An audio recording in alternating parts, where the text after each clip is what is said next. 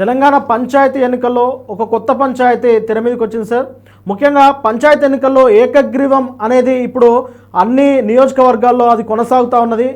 Congress party అభ్యర్థులు అలాగే Congress party నేతలైతే maximum ఏకగ్రీవాలు చేసుకోవడానికైతే వాళ్ళు కొన్ని వ్యూహాలు రచిస్తున్నట్టు తెలుస్తూ ఉన్నది.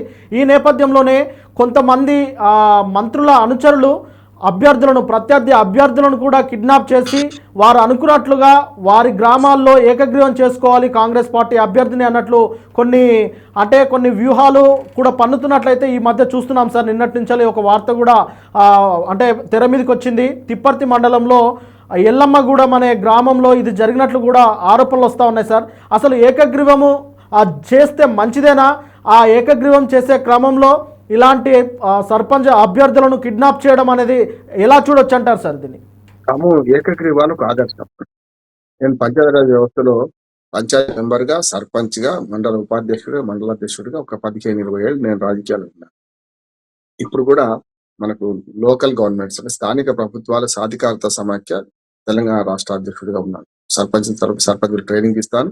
ఇప్పటికి అఫీషియల్ గా 2001 నుంచి ఇప్పటి వరకు దాదాపు 5 బ్యాచ్లకు ట్రైనింగ్ ఇచ్చాను. కనుక ఆదర్శం ఒక ఆదర్శం అది ఏకగ్రీవం. కానీ ఏకగ్రీవము భయంతోనో లేకపోతే డబ్బులతోనో ప్రలోభాలతోనో కొనుక్కుంటే తప్పంటున్నాడు. ఇప్పుడు జరుగుతుంది అదే. ఫస్ట్ ఇంతకుముందు మీరు చెప్పిన సంఘటన భయపెట్టి కదా, మా ఇలాకాలో ఇంకోటి రావద్దు, మేమే ఉండాలి అని భయపెట్టి. జనరల్ గా ఎప్పుడు ఏ ప్రభుత్వంలో అయినా కూడా రాష్ట్ర ప్రభుత్వం ఎవరు అధికారంలో ఉంటే వాళ్ళకి అనుకూలంగానే స్థానిక ప్రభుత్వాలు ఎన్నికలు అట్లా ఉంటాయి. చాలా వరకు వాళ్ళు ఎన్నిక అవుతారు. గతంలో కావచ్చు, కాంగ్రెస్ హయాంలో, తెలుగుదేశం హయాంలో, మొన్నటిదాకా బీఆర్ఎస్ హయాంలో, ఇప్పుడు మళ్ళీ కాంగ్రెస్ వచ్చింది అనుకోండి. ఏ హయాంలోనైనా అధికార పార్టీ కొంచెం ఫ్లెక్సిబుల్ ఉంటుంది.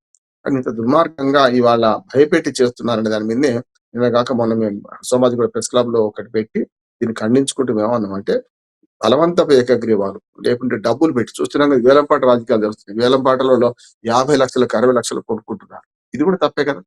ఏకగ్రీవం పేరు మీద దొంగ చీకటి ఒకటే ఉంటూ ఆ ఊళ్ళో 4 పెద్దలు మరి ప్రజలు ఓటు హక్కుని భంగపరిచినట్టే కదా. ప్రజలకు కొన్ని ఆకాంక్షలు ఉంటాయి కదా, ప్రజలైతే ఓటేద్దాం అనుకుంటారు కదా. అంటే మీరు ఒకటైపోయి అయితే భయపెట్టు, లేక లొంగ తీసుకోను, లేక మనకు డబ్బులకు అమ్ముకోవడం, వేలం పాటలు చేసాం.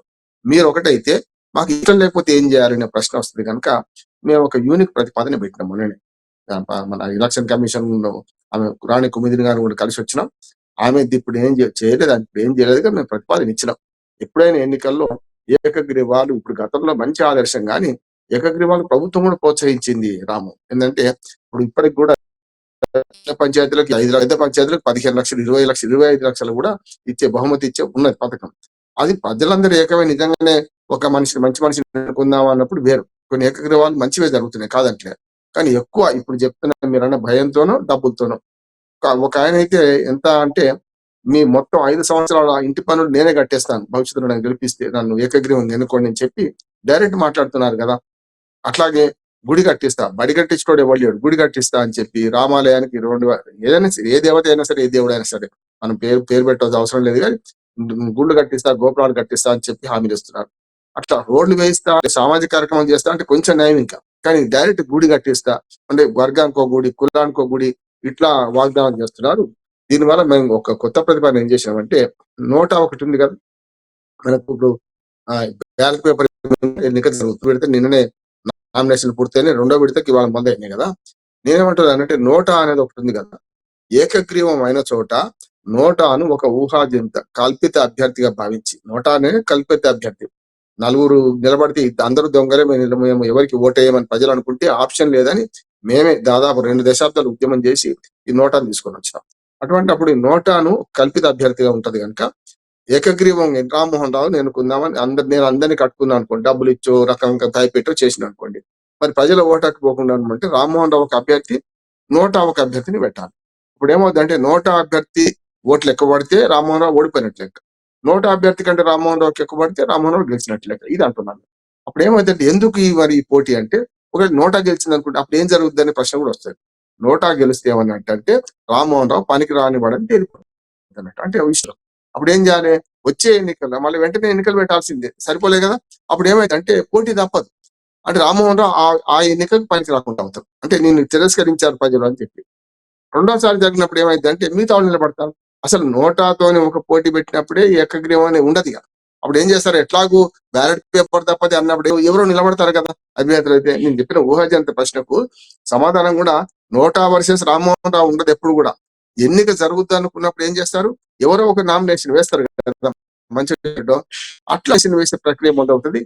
ప్రజల ఓటు హక్కు నిరాకరించకుండా, ఓటు ఫ్రాంచైజీ ఒక రకంగా గౌరవం హక్కు కనుక నిరాకరించకుండా వాళ్ళు మళ్ళీ ఓటింగ్ పోతారు కనుక ఆ ప్రవేశపెట్టమని కోరినాం. బలవంతం ఏకగ్రీవాలను, ముఖ్యంగా భయపెట్టి ఏకగ్రీవాలను విచారణ జరిపి రద్దు చేయమని కూడా మేము ఎన్నికల కమిషన్ నిన్న కోరినాం. ఒక లెటర్ కూడా ఇచ్చినాం నిన్న. ఎందుకంటే మీరు ఇట్లా ఏకగ్రీవంగానే టక్కున సర్టిఫికెట్లు ఇవ్వకండి అని కూడా నిన్న చూసాం మనం. ఇంత దుర్మార్గం అంటే యాక్చువల్గా విడ్రాయల్స్ దాకా ఆగాలి, అఫీషియల్ గా ఎప్పుడు లేక ఇవ్వచ్చు అంటే ఇప్పుడు నిన్నటి దాకా నామినేషన్ అయ్యి ఇవాళ స్క్రూటినీ లేదు. స్క్రూటినీ తేవాలి కదా, మంచిగా చెడ్డ ఆయన. ఇప్పుడు స్క్రూటినీ ఏం చేయాలంటే ఇప్పుడు ఆ నామినేషన్ ఒక్కడే వేసిండు అనుకుందాం, కొద్దిసేపటికి ఒక్కడే వేస్తే ఆ నామినేషన్ చెల్లుతుందా చెల్లడా అంటే ఇవాళ స్క్రూటినీ ఉన్నది. రేపు దాని మీద అభ్యంతరాలు ఉంటే రేపు అభ్యంతరాలు క్లియర్ చేసేది రేపు ఉంటది. తర్వాత కదా 3వ తేదీ డిసెంబర్ 3 నాటికి ఫస్ట్ విడత చెప్తున్నా, డిసెంబర్ 3 నాటికి ఈ విడ్రా చేసుకోకపోతే ఇప్పుడు ఒక్కడే వేసిన నామినేషన్ ఎల్లుండి వరకు విడ్రా చేసుకోవచ్చు, ఎల్లుండి చచ్చిపోవచ్చు కూడా. నేను ఈ మాట అంటున్నాడు, ఎల్లుండి వరకు చచ్చిపోవచ్చు కూడా. అప్పుడు మరి ఎవరు గెలిచినట్లు లెక్క. కనుక 3 డిసెంబర్ దాకా ఆగి చేసే బదులు కొందరు ఇప్పుడే డిక్లేర్ చేసుకుంటున్నారు ఏకగ్రీవ ఎన్నికలు అయిపోయినాయి పోమంటున్నారు. అది అసాధ్యం కాదంటున్నాను నేను. అందుకని ఏకగ్రీవాలను బలవంత ఏకగ్రీవాలను రద్దు చేయాలి, సర్టిఫికెట్లు వెంటనే ఇవ్వకండి, దీన్ని విచారణ జరపండి. విచారణ జరిపిన తర్వాత మాత్రమే నిజంగానే ప్రజలందరూ ఒప్పుకున్నట్టు అయినప్పుడు మాత్రమే ఇస్తే బాగుంటది. అట్లాగే విడ్రా బలవంతమైన చేస్తున్నారు. దానికి ఒక ఫారం మేము కోరిన తర్వాతనే ఎలక్షన్ కమిషన్ స్పందించి దానికి అఫిడవిట్ అడుగుతున్నది. ఇప్పుడు నేను ఇష్టపూర్వకంగానే విడ్రా చేసుకుంటున్నాను, ఎవరి బలవంతము లేదు అని మాకు అఫిడవిట్ ఇవ్వాలి. అంటే రేపు కోర్టుకు పోవడానికి కూడా అవకాశం ఉంటుంది వాళ్ళకి. ఎలక్షన్ కమిషన్ కొన్ని రూల్స్ పాటిస్తే బాగుంటుందని చెప్పినాం, అది పాటిస్తుంది. ఆ ఎలక్షన్ కమిషన్ అభినందనలు తెలియజేసుకుంటున్నాం. కానీ బలవంతపు ఏకగ్రీవాలు రద్దు కావాలంటే మేము చెప్పిన సూచన సరి అయింది అంటున్నాం. నోటాను ఒక అభ్యర్థిగా ఊహజనిత అభ్యర్థిగా పెట్టి ఎన్నిక నిర్వహించండి, అప్పుడు సమస్య లేదు.